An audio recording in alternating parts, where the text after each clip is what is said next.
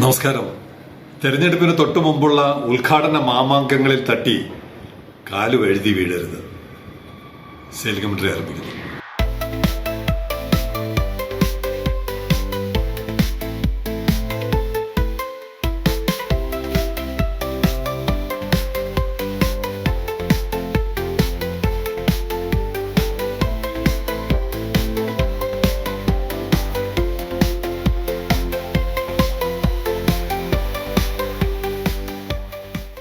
ഭരണത്തിന്റെ 10ാം വർഷം ഇറങ്ങിപ്പോകുന്നതിന് മുമ്പ് പരസ്യത്തിന്റെ മേളം തുടങ്ങി.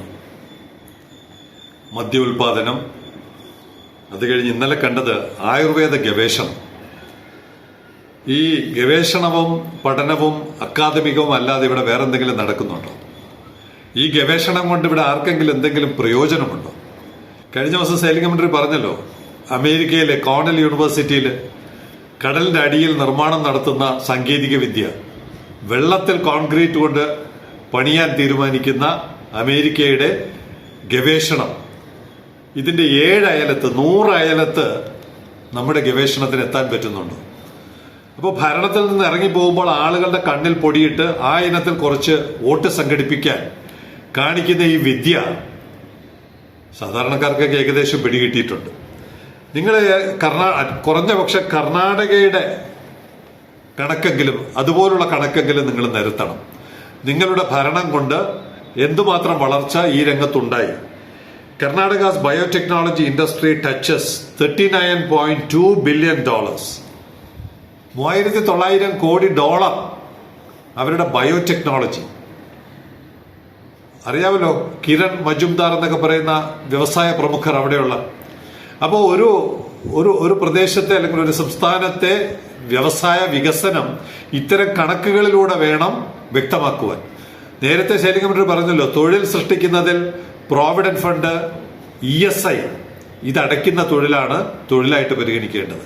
അങ്ങനെയുള്ള കണക്കുകൾ ഇതുവരെ നിങ്ങൾ പുറത്തുവിടുന്നില്ലല്ലോ. അപ്പൊ ഇത് വെറും 10 വർഷം പാഴായി പോയതിന്റെ ബാക്കി പത്രമാണ് ഇത്തരം ഉദ്ഘാടനങ്ങളെന്നും അതിന്റെ കണക്ക് ഏപ്രിൽ മാസത്തിലോ മെയ് മാസത്തിലോ ഒക്കെ പറയേണ്ടി വരുമെന്നുള്ളതും തീർച്ചയാണ്. ഇവിടെ ഇപ്പൊ ഈ പറയുന്ന ഉദ്ഘാടനത്തിന്റെ ഭാഗമായിട്ട് കുറെ സെമിനാറുകളും നടക്കുന്നുണ്ട്. ഇപ്പൊ വികസന സെമിനാറുകൾ. ആ സെമിനാറിൽ നമ്മുടെ തുറമുഖവുമായി ബന്ധപ്പെട്ട ഒരു ഉദ്യോഗസ്ഥനോട് സെയിലിംഗ് കമന്ററിയുടെ ഒരു സുഹൃത്ത് ചോദിച്ചു, മെത്തനോൾ എന്ന് പറയുന്ന ഒരു ഇന്ധനം നിങ്ങൾ എന്തെങ്കിലും പരിപാടിയുണ്ടോ? അപ്പൊ അദ്ദേഹം എനിക്ക് അയച്ച message, he said it happen in the future but presently not in consideration. നിലവിൽ ഒരു പരിഗണനയുമില്ല, ചവിട്ടി പുറത്താക്കിയിരിക്കുകയാണ്. ഭാവിയിൽ എന്തെങ്കിലും വന്നാലായി എന്നുള്ളതാണ്. ഇവിടെ 350ഓളം കപ്പലുകൾ ഓടുന്ന അല്ലെങ്കിൽ ഓടാൻ പോകുന്ന ഒരു കാലത്തിൽ വേണ്ട ഇന്ധനത്തെക്കുറിച്ചുള്ള അവരുടെ കാഴ്ചപ്പാട്. ഇവിടെ പ്രേക്ഷകർ കണ്ടിട്ടുണ്ടാകും, പ്രധാനപ്പെട്ട ഒരു ചാനലിൽ ഒരു അഭിമുഖം നടത്തുന്നതിന്റെ മുന്നോടിയായിട്ട് പറയുന്നുണ്ട്. അവതാരകൻ പറയുന്നത് എന്താണ്? ഏലിയാസ് ജോൺ എന്ന് പറയുന്ന ഒരു വ്യക്തി ചാനൽ ചർച്ചകളിലൊക്കെ വരാറുണ്ട്. 10, 20, 25, 30 വർഷങ്ങൾക്ക് മുമ്പ് വന്നിരുന്ന അദ്ദേഹം ഈ വിഴിഞ്ഞം തുറമുഖത്തൊക്കെ കുറിച്ച് പറയുമ്പോൾ ഞങ്ങളതൊന്നും വിശ്വസിക്കില്ല. സിംഗപ്പൂരാകും, ദുബായ് ആകും എന്നൊക്കെ പറയുമ്പോൾ ഞങ്ങളതൊന്നും വിശ്വസിച്ചിട്ടില്ല, ഞങ്ങളത് പ്രോത്സാഹിപ്പിച്ചിട്ടില്ല. പിന്നീട് ഞങ്ങൾക്ക് മനസ്സിലായി അതിനകത്ത് സത്യമുണ്ട്. ഇപ്പൊ ഞങ്ങൾക്കത് വിശ്വസിക്കാൻ പറ്റുന്നില്ല. ഇപ്പോഴത്തെ തുറമുഖത്തിന്റെ അവസ്ഥയും കപ്പലുകളുടെ വരവും കണ്ടിട്ട് എത്ര മുൻകൂട്ടിയാണ് അവരൊക്കെ അതൊക്കെ സംസാരിച്ചിരുന്നതെന്ന് പറയുമ്പോൾ അടുത്ത 30 കൊല്ലം കഴിഞ്ഞിട്ട് നിങ്ങൾക്ക് സംസാരിക്കാം. ഇങ്ങനെ ഒരാൾ ഉണ്ടായിരുന്നു, അയാൾ നിരന്തരം ഇത് സംസാരിച്ചിരുന്നു. മെത്തനോൾ എന്ന് പറയുന്ന ഒരു ഇന്ധനം നമ്മുടെ സമൂഹത്തിൽ ഇത്രയും വ്യാപകമാകുമെന്ന് ഞങ്ങൾ അന്ന് പ്രതീക്ഷിച്ചില്ല, കണക്ക് കൂട്ടിയിട്ടില്ല എന്ന് നിങ്ങൾക്ക് പിൽക്കാലത്ത് സംസാരിക്കാൻ ഒരു അവസരം നൽകുകയാണ്. മെത്തനോളിനെ തള്ളിപ്പറഞ്ഞ ഉദ്യോഗസ്ഥൻ ഫോസിൽ ഫ്യൂവലിന്റെ പിന്നാലെയാണ്. ഇവിടെ IOC എന്ന് പറയുന്ന സ്ഥാപനം വന്ന് ബങ്കറിങ്ങിന് അതിന്റെ കരാർ ഒപ്പിടുന്ന തിരക്കിലാണ് അദ്ദേഹം. എന്താണ് ആ പ്രൊജക്ട് കൊണ്ട്? കഴിഞ്ഞ ദിവസം സെയിലിംഗ് കമന്ററി പറഞ്ഞല്ലോ, no employment generation since it will be handle by existing manpower only. ഒരാൾക്ക് പോലും പുതുതായിട്ട് ഒരു ജോലി കൊടുക്കാൻ പറ്റുന്നതല്ല IOCയുടെ ബങ്കറിംഗ് പദ്ധതി. ഇവിടെ മെത്തനോൾ എന്ന് പറയുന്നത് കാസർഗോഡ് മുതൽ പാറശാല വരെ ഏറ്റവും സാധാരണക്കാർക്ക് ഒരു വിദ്യാഭ്യാസവും ലഭിക്കാൻ ഭാഗ്യമില്ലാതെ പോയവർക്ക് ഒക്കെ തൊഴിൽ കൊടുക്കാൻ പറ്റുന്ന ഒരു ഇന്ധനത്തെക്കുറിച്ചാണ് സെയിലിംഗ് കമന്ററി 2-3 വർഷമായിട്ട് സംസാരിക്കുന്നത്. ഫോസിൽ ഫ്യൂവൽ ആരെ വളർത്താനാണ്? ഫോസിൽ ഫ്യൂവൽ സ്വന്തമായിട്ടുള്ള രാജ്യങ്ങളെ വളർത്താനാണ്. അതൊരിക്കലും കേരളത്തെ വളർത്താനല്ല. അപ്പോൾ നിങ്ങൾ ഇന്നത്തെ ഇന്ധനം എന്നുള്ള നിലയ്ക്ക് ഒക്കെ അത് കൊടുക്കാം. പക്ഷെ അതിന്റെ പാരലായിട്ട് നിങ്ങൾ പുതിയൊരു ഇന്ധനം ഇനി കപ്പലിന് കൊടുക്കണ്ട. 3000 കോടി രൂപയുടെ മെത്തനോളാണ് ഒരു വർഷം ഇന്ത്യ ഇറക്കുമതി ചെയ്യുന്നത്. അത് സപ്ലൈ ചെയ്യാൻ നിങ്ങൾക്ക് കപ്പലൊക്കെ പിന്നാലെ വരുന്ന വഴിക്ക് വരട്ടെ.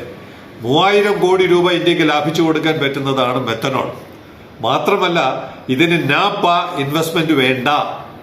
കാരണം എന്താണ്? ഇന്ന് മാലിന്യ നിർമ്മാർജ്ജനത്തിന് നീക്കി വെച്ചിരിക്കുന്ന ഫണ്ട് മാത്രം ഡൈവേർട്ട് ചെയ്താൽ മതി, മെത്തനോൾ ഉൽപ്പാദിപ്പിക്കാൻ പറ്റും. അങ്ങനെയുള്ള മെത്തനോളിനെ കുറിച്ച് അന്തർദേശീയ തലത്തിലുള്ള ചില വിവരങ്ങൾ കൂടി നൽകാം. As of November 2025, the database tracks 252 renewable methanol projects. 252 methanol projects ആണ് globally all over the world നടക്കുന്നത്. With a total announced anticipated capacity of 45.1 million ton. 4.5 crore, ചെറുതൊന്നുമല്ല. 4.5 കോടി ടണ്ണിന്റെ കപ്പാസിറ്റി 2030 പൂർത്തിയാകുന്ന നിർമ്മാണ പ്രവർത്തനങ്ങളും ഉൽപാദനവും ലോകം മുഴുവൻ നടക്കുന്നുണ്ട്. വാട്സില എന്ന് പറയുന്ന ഒരു കമ്പനിയുണ്ട്. വാട്സിലയില് പരിചയമുള്ള ചിലർ വിഴിഞ്ഞത്ത് വന്ന കപ്പലിന്റെ എഞ്ചിൻ ഭാഗങ്ങൾ റിപ്പയർ ചെയ്യുന്നതിനെ കുറിച്ചൊക്കെ ഇടയ്ക്ക് സംസാരിക്കുന്നുണ്ടായിരുന്നു. അങ്ങനെയുള്ള വാട്സില ലോകത്തിലെ നമ്പർ 1 എന്ന് തന്നെ പറയാം കപ്പൽ എഞ്ചിൻ. ആ കമ്പനി പറയുന്നു, adopting methanol as marine fuel, if you are considering a switch to low carbon fuel, methanol is an attractive option.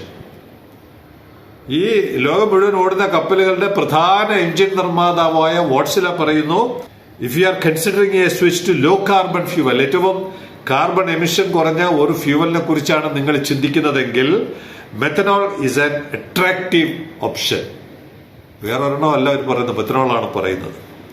അങ്ങനെയുള്ള ഒരു ഇന്ധനത്തിൽ നമുക്കൊരു മേൽക്കൈ നേടാൻ പറ്റുന്ന ഒരു സാഹചര്യം രൂപപ്പെടുമ്പോൾ, എന്താണ് പറയുക, കാക്കയ്ക്ക് ആലിപ്പഴം പഴുക്കുമ്പോൾ കാക്കയ്ക്ക് വാപ്പുണ്ടെന്ന് പറയുന്നത് പോലെ നമ്മുടെ സമൂഹത്ത് നമ്മുടെ പാവപ്പെട്ടവർക്ക്, കഷ്ടപ്പെടുന്ന ജനങ്ങൾക്ക് ഒരു അവസരം കൈവരുന്നു എന്നുള്ളൊരു സാഹചര്യം വരുമ്പോൾ ഞങ്ങൾ ഇതൊക്കെ തട്ടിത്തെറിപ്പിക്കുന്നതാണ് ഞങ്ങളുടെ ഭരണത്തിന്റെ മിടുക്ക്.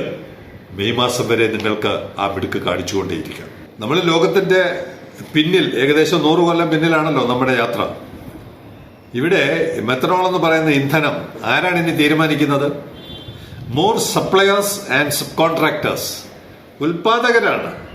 ഇടയ്ക്ക് 2-3 പ്രധാനപ്പെട്ട ബ്രാൻഡുകൾ ഏറ്റവും കൂടുതൽ പ്രോഡക്റ്റുകൾ ഉൽപ്പാദിപ്പിച്ച് ലോക മാർക്കറ്റുകളിൽ എത്തിക്കുന്ന അവർക്കൊരു അസോസിയേഷൻ പോലും ഉണ്ട്. സിംബ എന്നോ മറ്റാണ് പേര്, Simba. More suppliers and subcontractors are making increasingly explicit demands. അവരുന്നയിക്കുകയാണ് അവരുടെ ഉൽപ്പന്നങ്ങൾ ലോകം മുഴുവൻ എത്തിക്കുന്ന കരാർ വേണമെങ്കിൽ, കോൺട്രാക്ട് വേണമെങ്കിൽ നിങ്ങളുടെ കപ്പൽ മെത്തനോൾ പോലുള്ള ലോ ഫ്യൂവൽ ഇന്ധനത്തിലോട്ട് മാറണം. Increasingly explicit demands that any sea freight must be both എൻവയോൺമെന്റലി ഫ്രണ്ട്ലി ആൻഡ് ഇക്കണോമിക്കലി വയബിൾ. ഈ തരത്തിലുള്ള ഒരു ഇന്ധനത്തിലോട്ട് നിങ്ങൾ മാറണമെന്ന് ലോകത്തിലെ ഏറ്റവും മുന്തിയ ഉൽപാദകർ തീരുമാനിക്കുമ്പോൾ പിന്നെ കപ്പൽ കമ്പനികൾക്ക് പോലും ചോയ്സ് ഇല്ല. നിർബന്ധമായും ഇത്തരം ഫ്യൂവലിലോട്ട് മാറിയേ പറ്റൂ.